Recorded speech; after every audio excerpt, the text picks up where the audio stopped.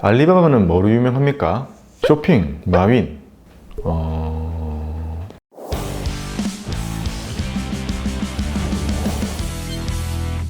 안녕하세요, 박곰입니다. 오늘은 주주라면 시리즈의 6번째 시간인 알리바바 편입니다. 알리바바는 이렇게 생긴 로고를 사용하는 중국의 최대 전자상거래 기업입니다. 미국에 아마존이 있다면 중국에는 알리바바가 있죠. 우리가 뭔가 직구할 때 이용하는 게 아마존 아니면 알리바바죠.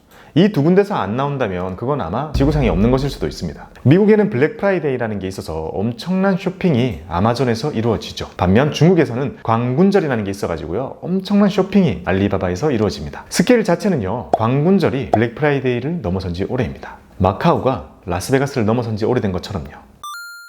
2021년 5월 중순인 지금 확인해보니까 알리바바는 여전히 미국 시장에서 애플, 마소, 아마존, 페북, 구글을 이어서 6번째로 큰 기업의 순위를 유지하고 있습니다. 저희가 지난 시간에 구글이 미국 시장에 알파벳 A, 알파벳 B 이렇게 두 개로 상장되어 있는 특이한 케이스에 대해서 배워봤잖아요.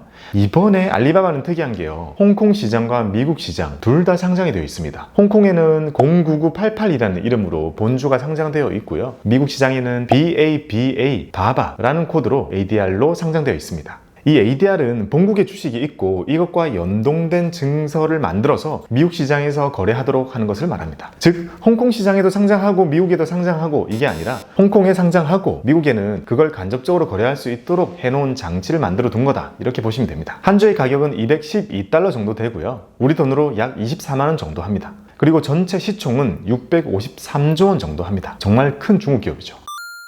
알리바바의 최대 주주는 소프트뱅크입니다. 때는 바야흐로 2000년도에 손정희 회장, 다들 아시죠? 중국을 방문해가지고요, 중국의 많은 기업들의 PT를 보고 있었다고 하는데요, 그때 알리바바의 창업자인 이 마윈도 10분의 시간이 주어졌다고 합니다. 그래서 손정희 회장 앞에서 PT를 하는데 6분 정도가 흘렀을 때 손정희 회장이 PT를 다 보지도 않고 중간에 끊고 바로 투자하겠다고 결정을 했다고 합니다. 근데 이 이야기는 마윈이 대단한 겁니까? 손정희 회장이 대단한 겁니까? 헷갈리네요. 그렇게 투자 결정이 이루어져서 소프트뱅크는 직원이 20명 남짓한 신생 회사인 알리바바에 200억을 투자하게 됩니다. 그리고 그 200억은 15년 뒤에 3000배로 불어난 60조로 대갚아줍니다. 알리바바는 바로 이 마윈이라는 사람이 창업했고요. 창업 스토리는 이게 되게 대단한 스토리긴 한데 다소 진부한 스토리처럼 느껴집니다. 찢어지게 가난한 가정에서 태어나가지고 영어 강사로 활동을 하다가 외국인 친구를 만났는데 외국인 친구가 잭이라는 이름을 지어줘서 그 이름을 지금도 쓰고 있죠. 처음에는 통역과 번역을 해주는 회사를 창업했다가 망했고요. 두 번째는 홈페이지 제작사를 만들었는데 망했고요. 이때 야후의 창업자인 제리 양이라는 사람이 와가지고요, 마윈에게 야후로 들어오라고 말합니다. 하지만 그걸 거절했다고 하죠. 아무리 좋은 회사라고 해도 봉급생활자는 절대 되지 않겠다고 마윈이 생각하고 얘기했다고 합니다. 그리고 그런 생각을 계속 이어가서 세 번째 창업인 알리바바를 1999년 4월 4일에 하게 됩니다. 중국 기업인데 4월 4일에 했다는 건 좀 이상하네요.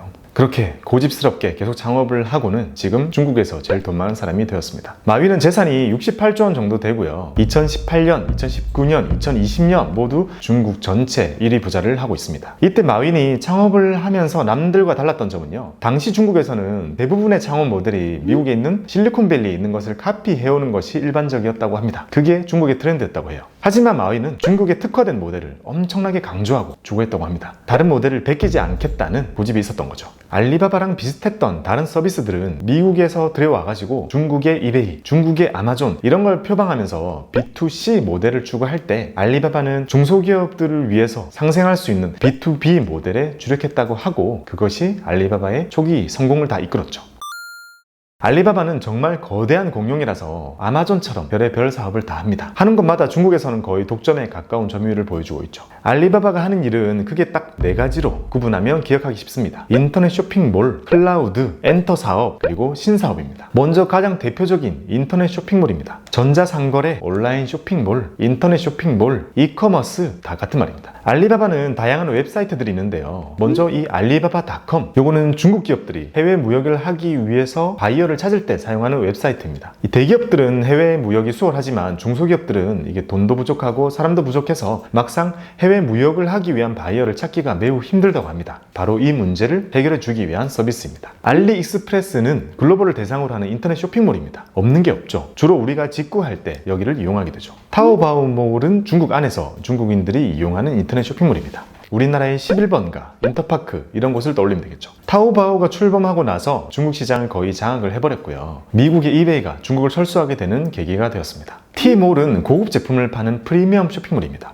여기서 파는 거는 애플, 샤오미 이런 고급 제품 위주로 되어 있습니다. 그리고 온라인 광고 서비스인 알리마마 이런 걸 쓰고요. 그리고 결제를 할 때는 알리페이를 사용하죠. 미국의 페이팔처럼요. 중국에서는 전 국민이 알리페이를 쓰죠. 심지어 거지들이 동양을 할 때도 알리페이로 받는다고 합니다. 다음은 클라우드입니다. 알리윤이라는 브랜드를 사용하고 있고요. 전체 매출의 8%를 차지하고 있습니다. 다음은 미디어와 엔터. 이런 다양한 미디어 컨텐츠 사업을 하고 있고 5%의 매출을 차지하고 있습니다. 마지막은 신사업. 당장 돈이 안 되더라도 미래의 먹거리를 찾기 위해서 다양한 시도를 하고 있고요. 전체 매출의 1%를 차지하고 있습니다.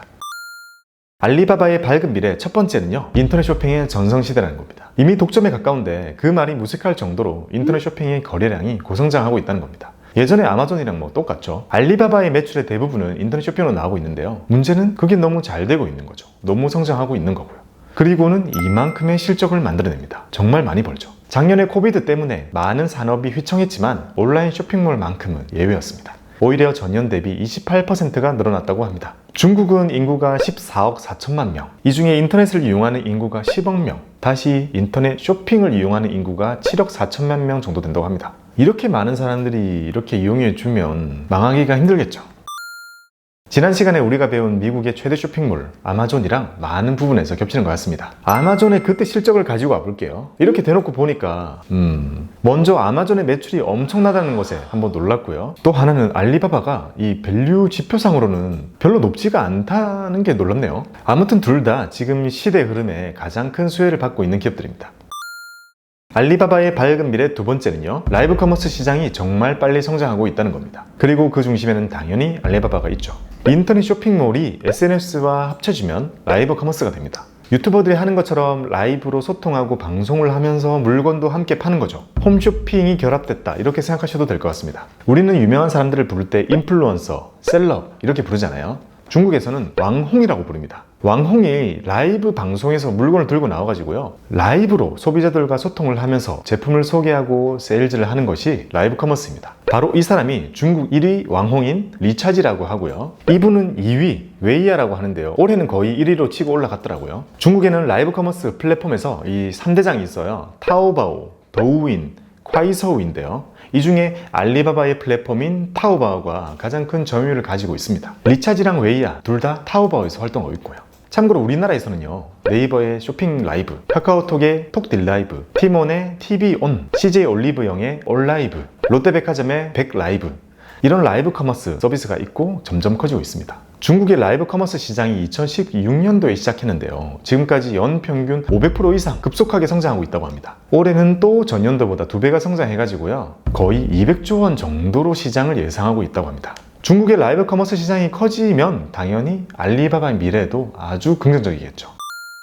알리바바의 어두운 미래 첫 번째는 중국 정부의 압박입니다. 기업이 아무리 영업을 잘해도 중국 국가의 파워가 너무 세서 하루아침에 희한한 일이 생길 수도 있다는 것이 중국 기업입니다. 작년 2020년 11월에 마윈이 중국 정부를 대놓고 비판을 한 적이 있었거든요. 엔트 기업이라는 걸 상장을 시키려고 하면서 이런 각종 규제 때문에 스트레스를 많이 받았었나 봐요. 그래가지고 중국 금융 시스템은 전당포 수준이다 이렇게 대놓고 공식석상에서 얘기를 했다가 금융당국의 호출을 받고 간 후로 거의 실종이 됐다는 얘기가 나올 정도였죠. 그리고는 알리바바가 진행하고 있던 자회사 엔트그룹의 상장도 무산이 되었고 알리바바에 대한 규제가 더 타이트해졌습니다. 결국 그룹을 해체하게 될 거라는 전망도 계속 나오고 있는데요. 그 후로는 마윈도 엄청 조심하고 있는 것이 보입니다. 그래서 그런 말이 생겨났죠. 중국에서 그 어떤 기업도 공산당보다 클 수는 없다. 결국 알리바바는 독점한 것에 대한 과징금으로 3조 원을 벌금으로 물게 됩니다. 아무리 성공하고 파워가 있는 기업이라고 하더라도 이런 실수에 이 정도의 철퇴를 맞을 수 있다는 것은 알리바바에게 가장 큰 위협으로 지속적으로 남을 겁니다. 그래서 이런 아이러니컬한 말이 나올 수 있을 것 같습니다. 알리바바의 가장 큰 장점은 중국 기업이라는 것이고요. 알리바바의 가장 큰 단점은 중국 기업이라는 것입니다. 지금까지 중국 기업이지만 홍콩 시장과 미국 시장에 상장되어 있는 알리바바에 대해서 알아봤습니다. 저는 이 주주라면 시리즈를 미국 시장에서 시총 순서대로 하고 있어가지고요. 알리바바를 할 차례였는데요. 때마침 최근에 찰리 멍거가 알리바바에 투자를 한 것으로 알려지면서 여기에 대한 관심이 높아진 시점인 것 같습니다. 여러분들께서 궁금해하셨던 이 투자 지식의 충전에도 도움이 되셨으면 좋겠습니다. 여러분들의 성토를 기원합니다. 감사합니다.